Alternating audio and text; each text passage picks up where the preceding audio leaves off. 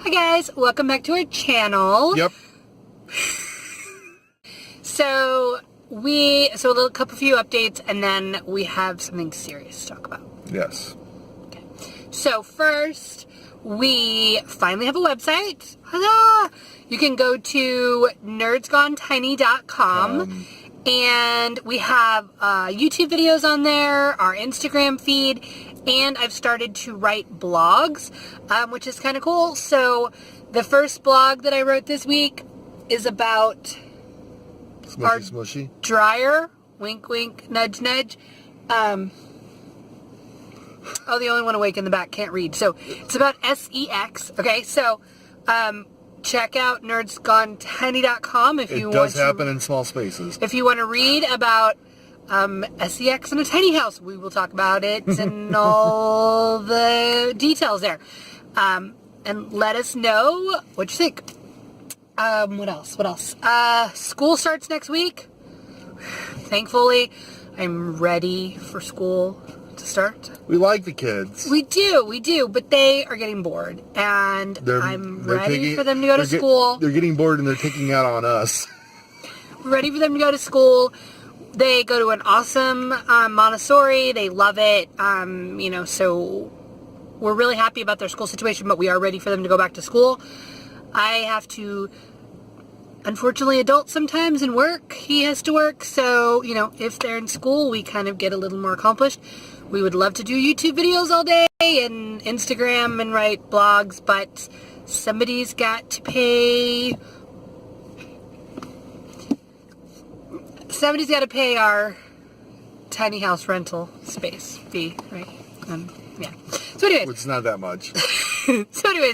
So that's kind of what's happening with us. It was about 50 this morning, which is kind of starting to get kind of chilly for Oregon, which reminds me... But it's now back to 80. I wanted back to like rainy, drippy, cold weather. Yes, but... we need to get the house winterized before it starts raining. Otherwise, right. He is going to have to climb under the tiny house and wrap things up and put the skirt on it in the middle of the rain. So, we need to do that sooner rather than later. And we must do it because, our tiny house is a modest lady. It needs her skirt on.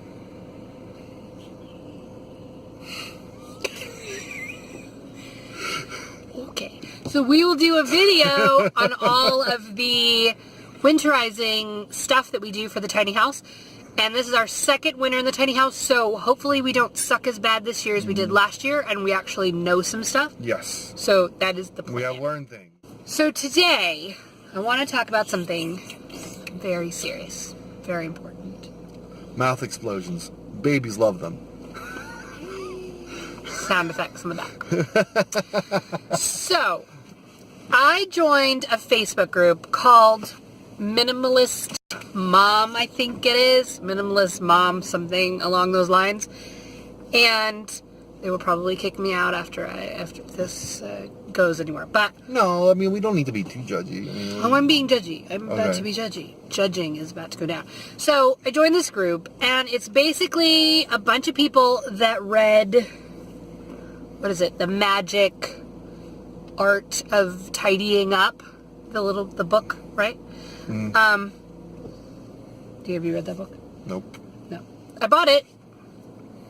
I gave it to someone else. I didn't actually read it. It seems something like that's, if you're really OCD, you really need the book to no, someone goes... Is it about the perfection of cleaning your space? No, they basically were I think it's about... I didn't actually read it. So...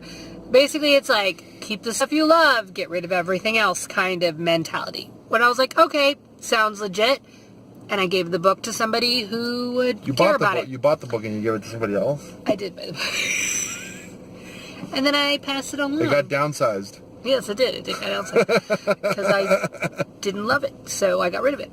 But anyway, so these folks are all about downsizing and minimizing their stuff, which is cool. We get it. We have 5 people and 361 square feet. So we don't have a lot of stuff per person. Okay?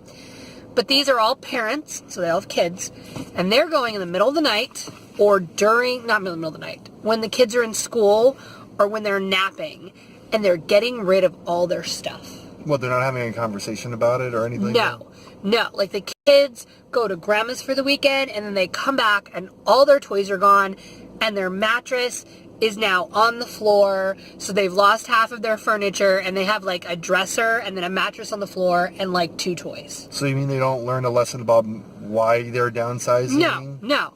They're going choosing in. The things that they love? Yeah, they're going in and showing pictures of their kids' room and going, look, they now have nothing. Isn't this amazing? And it's ticking me off.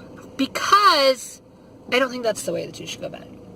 Yeah, I mean, do they show like a video like where, like, you know how they eat the candy on Jimmy Kimmel's show? No, they don't show that part. About when your kid gets home from school and he's super pissed because you got rid of everything he loved. His Legos. They're not showing that part, right?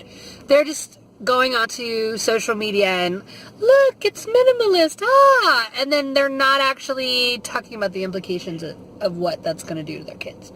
So, we did it different. So I want to talk about how we handled the downsizing process with our kids, because I'm not going to say we did it perfectly, but I think we did it better. We just did it different. We kind of think we probably did a little better. Okay, man. So, our kids we were all in the decision of going tiny. We had all made that decision as a family. We talked about it a lot. The kids watched documentaries about it, and they watched a lot of shows about it, and we had really kind of researched it together as a family, I think. And the kids were on board. They wanted to go. They wanted to get a tiny house. They didn't want to spend so much time cleaning their room and stuff, and they were, all on board. But we told them that they were going to have to downsize their own stuff. So we made it very clear from the beginning that, if you love it and you want it, let us know and we will design around it. Or figure something out. Something out. And if you don't need it, then we'll get rid of it. So Jackson, the oldest, he was, he kind of set the tone for the rest of the kids. He goes, I want my Legos, and I want clothes, and I want video games. Those were his 3 things. He said everything else can go. So we said, okay, cool. So we made sure that we had storage space and bins for his Legos. And of course they were going to have storage room for clothes anyways. And then video games was on his list as well. So that was going to be built into the house and designed around those the functionality of it. Can't have nerds gone tiny without nerdy things in the house. Yeah. So the middle kid, he's 8.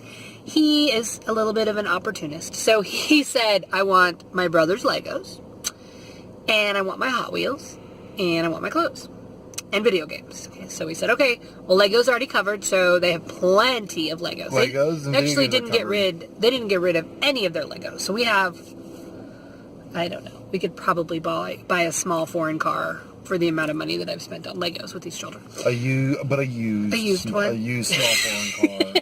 Possibly from the 90s. So we have a lot of Legos, though.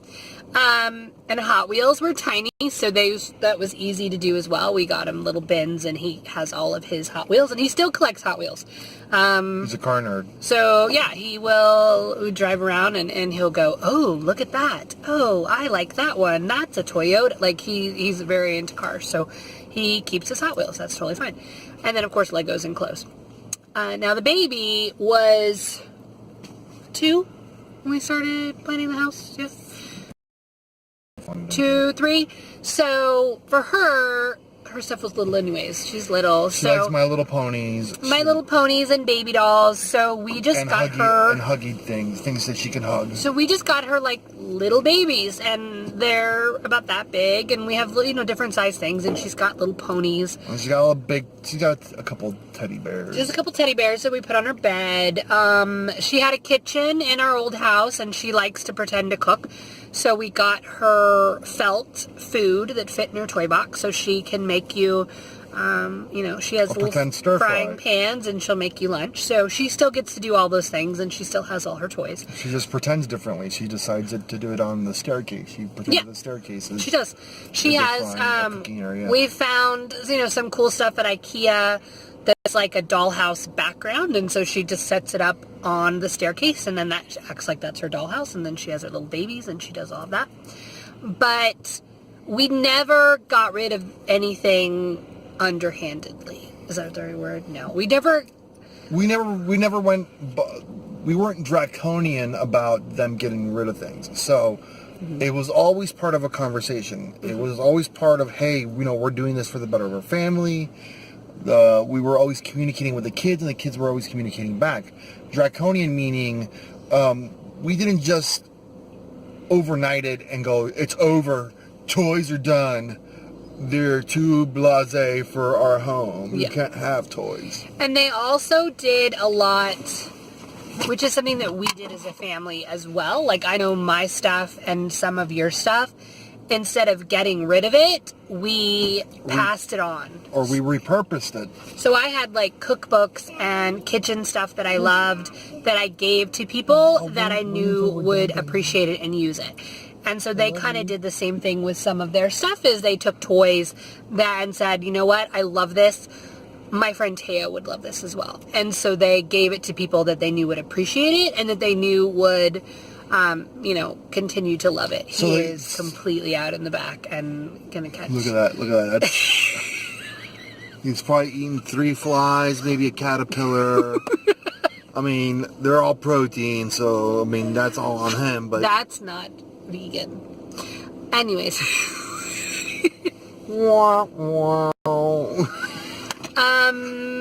But yeah, so there are ways to minimize stuff, and there's ways to do it when there's kids involved. And for us, I think it was a learning tool more than anything, is that we sat them down and they knew this is what I have to work with, and they thought about what they love to do and what they need, and they made those decisions. And then downsizing clothes is really easy with children, because children are like, they already only wear one shirt, no matter how many shirts you buy. It's true. He wears the same Pokemon shirt every day. Every day. And because we wash laundry often enough, because we don't have room for dirty clothes to pile up, he can literally wear it every day, probably. But yeah. River likes a blue dress. That's her favorite blue dress. And she waits for it to be done. She literally goes, she hands it to you, and you stick it in the washer. She'll sit there and watch the washer, and she'll go, it's done. You got to put it in the dryer. And then you go put it in the dryer. She's probably wearing it right now, actually. Yeah, she's wearing the blue dress right now. And she'll wait the 30 minutes and watch the dryer. She'll play in the bathroom, brush her teeth, pull her dollies in the bathroom, and as soon as she hears it click off, she'll be like, Daddy, it's ready. And you have to go grab it and give it to her. So downsizing clothes was really easy, because children already... Yeah, she'll be washing Barbies in the bathroom in her underwear waiting for her dress to be done. This is true.